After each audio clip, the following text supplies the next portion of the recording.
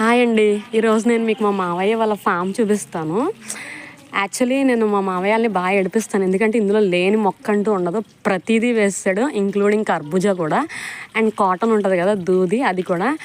And Goa అయితే చాలా బాగుంటుంది మా మావయ్య వాళ్ళ ట్రీది. నేను అది మీకు సపరేట్గా చూపిస్తాను అవి ఎంతెంత ఉన్నాయో. ఐ డోంట్ నో మీకు వీడియోలో కరెక్ట్గా తెలుస్తుందో లేదో. అండ్ ఇది పప్పయ్య. ఈ కింద అయితే ఇంకా క్రాటన్స్, అలోవెరా మొత్తం అన్నీ ఉంటాయి. అండ్ ఇదే కాదు, అటు సైడ్ కూడా, అది కూడా మా మావయ్య వాళ్ళదే.